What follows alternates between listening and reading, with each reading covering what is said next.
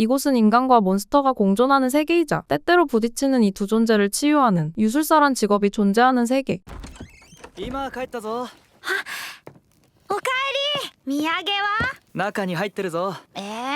また何かの瓶詰め？ 이 소년 유우는 아버지가 긴 여행을 마치고 돌아와 기쁘기는 하지만 선물이 탐탁지 않은 것 같은데요. 次の旅はどのくらいで帰ってこれそうなのです？冬には帰れるとは思う。冬？今度共にする呪術師は気まぐれだからな。 심지어 금방 다시 떠난다는 아버지. 유우는 아쉬움을 꾹 참고 남은 며칠을 아버지와 행복하게 보내죠. 그리고 시간은 흘러 もう冬終わっちゃうよ。 유기당한 유우는 속상한 마음에 아버지가 주고 간 병조림을 만지는데 푸른 빛과 함께 병의 액체가 자그마한 소녀가 되어버립니다. 놀란 유우는 바로 잡화점으로 달려가고 こんな妖精のようなお嬢ちゃん見たことないわ。もしかして実はすごい魔法使いとか。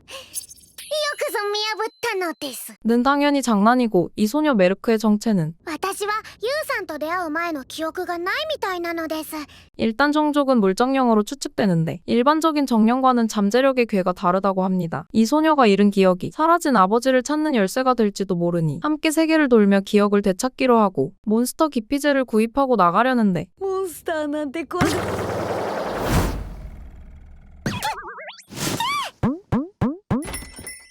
기피제를 도둑질 당합니다. 바로 쫓아가지만 이 말랑이는 빛의 속도로 근처 공연 중이던 서커스장으로 들어가고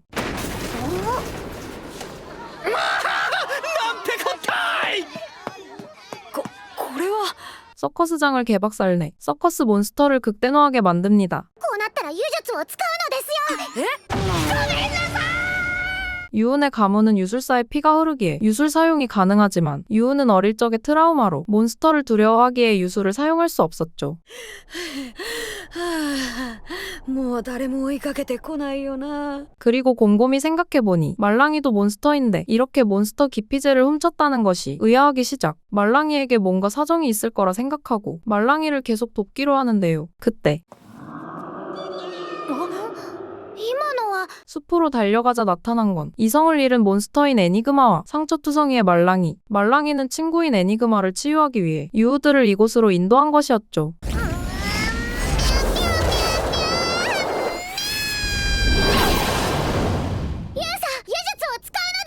말랑이 그리고 애니그마를 치유하기 위해 태어나서 처음으로 유술을 사용하는 유우. 그리고 그 결과는 すごく穏やかな表情に変わったのですよ。ユウさんが癒したのですよ。 유술사 집안에 인재답게 완벽하게 성공합니다. 旅に必要な荷物は同行されるジャモさんの馬車に置いておきましたので。ありがとうございます。お代は？森のモンスターを癒してもらったお礼です。 이렇게 운명처럼 아버지와 같은 유술사의 길을 걷게 된 유우는 새로운 동료 말랑이와 함께 다시금 아버지의 행방 그리고 메르크의 기억을 되찾기 위해 자모라는 캐러밴 상인을 따라 다음 마을로 이동하죠. 5일 뒤 手前の大きな村がウルカ村。今回の目的地じゃも。 이곳은 동물의 나라라 불리는 우루카 마을. 원래 폐쇄적인 마을이었지만 최근 쇠국령을 폐지하고 외국의 기술을 수입, 현재 엄청난 경제 성장률을 기록하고 있다고 합니다.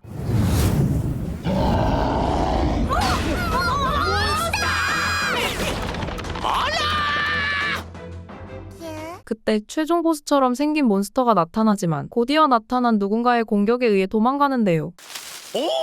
おお、ジャモ、ずいぶん久しいじゃないか。お知り合いなのです。もちろんウルカ村の長の子ハルシュト様じゃも。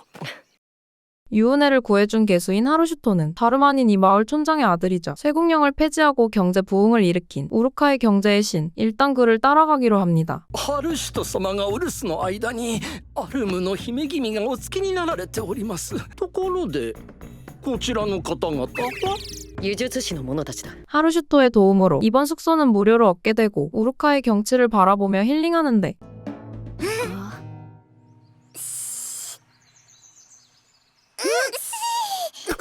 ユウ殿？ 누군가를 피해 숨어있던 하루슈토의 약혼녀 알룸의 공주 리이리를 만나게 됩니다. 리이리가 하루슈토와 약혼한 이유는 일족 간의 동맹 때문이라고 하는데요. 리이리는 이런 가짜 사랑은 극혐이라 숨어서 시간을 때우던 것이었죠. 私がウルカと結婚しないとアルムのみんなが困ることになる。だとしても今のままじゃきっとダメなのですよ。そうだね。 귀가 얇은 리일이는 메르크의 말대로 당분간 숨어서 이 결혼이 옳은 건지 생각 정리부터 하기로 하고 일단 이곳을 벗어나려는데 アルシュト殿だ。出迎えもよこさずお嬢様を待たせるとはけしからん。声が大きいのです。 5분도 안 돼서 보자인 베르너한테 발각됩니다. 졸지에 메르크와 유우는 납치범으로 몰리게 되고 ここまで来れば大丈夫かな。疲れた。大丈夫？ 쉬지 않고 몇 시간을 달리다 드디어 한숨 돌리던 그때 あんたたち早速追いつかれてしまったのですよ。追われてるのか。じゃあうち来る。 우연히 만난 스티토라는 개수인의 도움을 받기로 하고 あの実、ウルカにもあったんだ。うわ、モンスター、ガルシャンなのですよ。 또 우연히 가르샨이라는 부상 입은 게 몬스터를 만나 집으로 데려가 상처를 치료해줍니다. 그리고 생각 정리가 그새 끝난 리일이는 일족을 위해 여자로서 희생한다는데 女性らしくする必要あるのか。和の国には花火っていう夜空に咲く花があるそうだ。見てみたいんだ。 누군가를 위한 길을 걷지 말고 자신의 원하는 길을 걸으라 조언하는 스티토. 자신도 원래 많은 걸 짊어지고 있었지만 자신을 위한 삶을 위해 멋진 불꽃놀이를 위해 모든 것을 버리고 숲에서 살고 있다고 합니다. ハルシト様大変です。アルムの姫がさらわれました。 한편 하루슈토는 베르너와 함께 리이리를 구하러 떠나고 落ち着いてくれ。落ち着けだと。リーリ殿なら自分の身を守る力くらいはあるだろう。犬族の女性は家を守るもの。戦いは男の役目だ。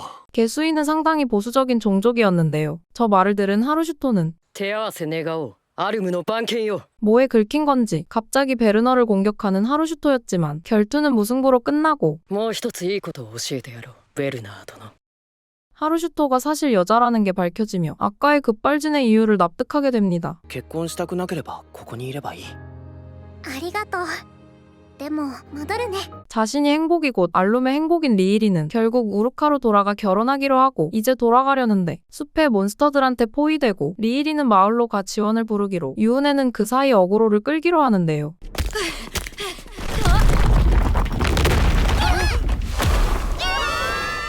지하 깊은 곳으로 추락해버립니다. 스티토의 폭죽으로 위치를 알리려는데 今度はなんだ。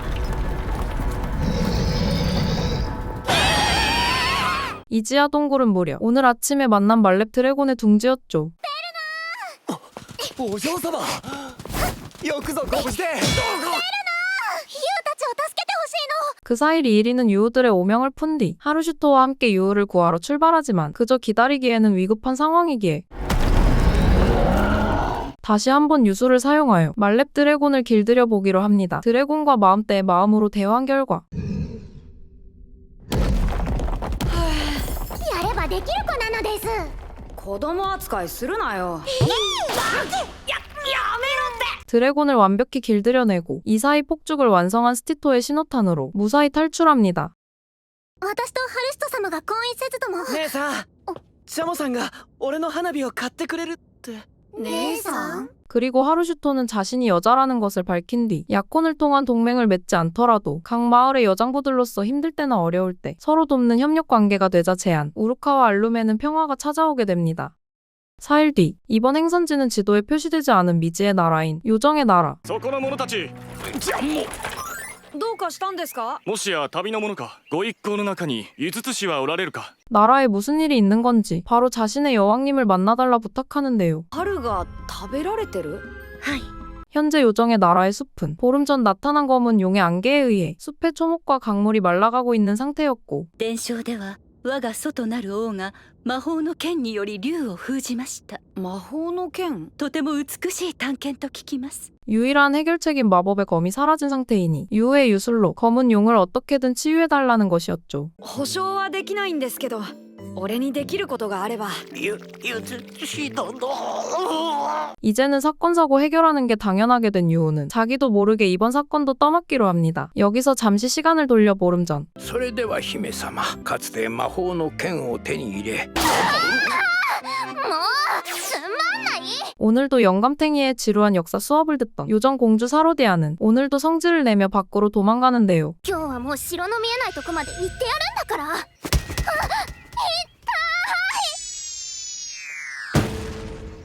그렇게 떨어진 곳은 커다란 바위 앞. 그리고 그곳엔 마법의 검이 꽂혀 있었고 호기심에 검을 뽑아버리는데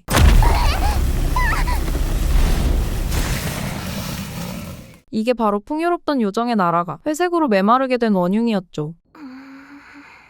宝石に花模様。はあこの剣、前にジーヤが話してた魔法の剣だったんだわ。 드디어 자신이 한 짓이 극악무도한 트롤짓이란 걸 인지한 사로디아. 霧を鎮めるのに必要なものよね。呪術師に渡した方がいいんじゃ。 유우에게 어떻게든 단검을 떠넘기기 위해 일단 성을 나가 유우를 찾아보기로 합니다. 親父蜂蜜酒もう一杯。はいよここにジュースは置いてないぜそうビビらすなって。 한편 유우는 검은 용의 정보를 얻기 위해 이곳저곳 돌아다니던 중 우연히 쾌활한 요정 하나를 만나는데요. 俺は勇敢なるガランドル一族の末裔パリストスだ。 파리스토스는 자신이 검은 용을 죽일 거라며 허세를 부리는데 臆病者ほどホラを吹くとの言われはどうやら本当だったようだな。その剣まさかスガロル一族か。 갑자기 암컷 그라가스가 시비를 걸고 둘은 술집 분위기를 험악하게 만들던 그때 喧嘩は外でやるって言ってんだろうが。喧嘩はダメなのですよ。 술집 주인의 개입으로 상황은 끝나지만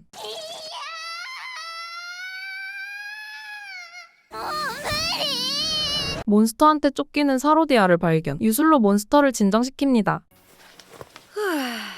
へえ呪術師だったんだな。はい。いたー。え、城に来ていた呪術師。 사로디아는 뭐 자기소개도 없이 단검 떠넘기기 위해 빨리 용 잡으러 가자고 명령하는데요. お嬢ちゃんはどうしてこいつを追いかけてきたんだ。それはいわくつきの探検を呪術師に押し付けようとしてるとはさすがに言えない。 그때 공주의 단검을 발견한 요정들은 공주가 직접 용을 토벌하려는 것으로 착각. 존경스럽다며 자신들도 따라간다고 합니다. なんだか大変なことになってきたのですよ。 어느샌가 거대화를 익힌 말랑이를 타고 용의 서식지라는 웅덩이 호수로 가려는데 그곳을 지나기 위해선 흉폭한 왕거미의 서식지를 지나야만 했고 黒の森に住む妖精の協力を仰ぐ。彼らは羽を持ちながら空を飛ぶことはしない。 약간은 우호적인 관계인 검은 숲의 요정. 땅을 아는 자들의 힘을 빌리기로 합니다. 어느덧 밤이 다가오고 검은 숲 요정의 서식지에 도착하지만 この森に何の用だ春の民よ。私たちはあなたに協力を仰ぎたいことがあってこの地に来ました。 지금의 왕녀는 절대 해낼 수 없다며 냉정하게 거절한 뒤 다시 어둠 속으로 사라져버립니다. 어느새 해가 떠오르고 花の模様がキラキラで素敵なのですよ。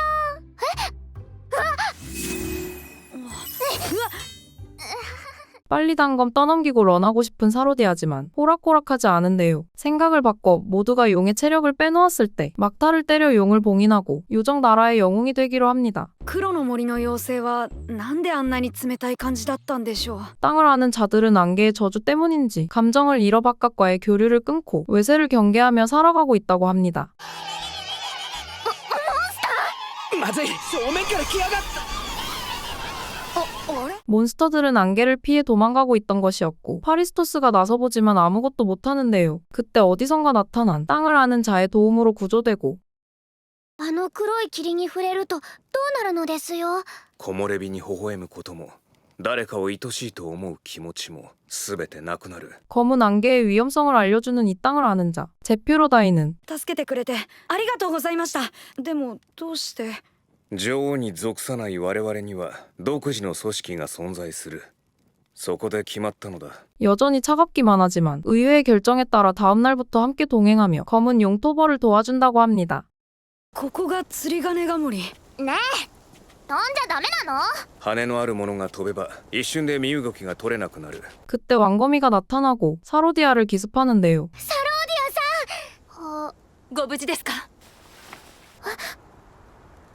ジーヤのお守り。 영감이 어릴 적 선물한 투박한 목걸이에 마법이 사로디아를 지켜줬고 위기를 넘기지만 大雲か。気をつけろ。ここもだ。手こずってるみたいだな。 금세 정신 차린 파리스토스의 원호로 무사히 왕거미의 숲을 빠져나옵니다. 大雲の縄張りはなんとか抜けられたようだな。壊れちゃった。ジーヤのお守り。ずっとこんなの可愛くないって。 그리고 이 부서진 목걸이로 인해 자신이 사랑받는 존재란 걸 깨닫게 되고 양심의 털이 자란 사로디아는 결국 단검을 떠넘기려 한 걸 고백하죠. みんな今まで嘘ついてて本当にごめんなさい。私はこのまま先へ竜の元まで進みます。 그리고 사로디아는 부상 입은 요정들에게 나라로 돌아가 치료부터 받으라고 하며 용은 자신이 어떻게든 치유한다 명령합니다. ものすごく寒い。女王の力ももうここには届いていないようだな。 호수에 도착하지만 바로 검은 용의 안개에 먹혀버린 사로디아. こんにちはサロディア。ここは寒くて暗いね。あとはきっと誰かが何とかしてくれるわよ。私がやらなきゃいけないの。 그리고 나타나는 검은 용. こいつは影だ。影？ 검은 용의 본체는 따로 있다고 하는데요. 용의 본체를 치유해야만 모든 게 끝나는 상황. 竜に聞くわ。春を食べないでってお願いする。あなたがパクリと食べられちゃうわよ。それならお腹の中でお願いする。 성장한 사로디아의 정의롭고 상냥한 마음이 그림자의 용을 굴복시켜 용의 본체로 가는 길을 열고 悲しい目をしてる。今まで一人で寒かったよね。ごめんね。でももう大丈夫。あなたにも春が来るから。 각성한 사로디아의 따뜻한 봄의 힘으로 검은 용의 안개는 소멸. 땅을 아는 자들도 감정을 되찾게 되죠. これが春なのか。そうよ。暖かいでしょ。 그렇게 요정의 나라에 다시금 봄이 찾아오며 本当にご無事でよかったです。なんで泣いてるの？変なじいや。 모두가 행복한 밝은 엔딩을 맞게 됩니다. 얼마 뒤 이곳은 어딘가의 작은 나라. この先にある竜の村には星を読んで未来を予言するという一族の末裔がいるじゃも。 유우는 아버지의 단서를 알아내기 위해 일단 유지하라는 왕족을 만나 별 읽기의 예언자 일족과 만나게 해달라 하기로 하지만 ダメだ、ユージア様はお会いになられん。少しお話を聞きたいだけなのですよ。ダメだ、屋敷に立ち入らせるなとの命を受けているのだ。 한 달 뒤에 혼례가 있기 때문에 현재 접견 불가라고 하는데요. 少しくらい話を聞いてくれてもいいのですよ。1ヶ月後には婚礼があるっていう割にはあまりめでたい雰囲気じゃなかったな。이 시각 유우의 50m 앞 숲에서는 絶対に見つけなきゃ。今なん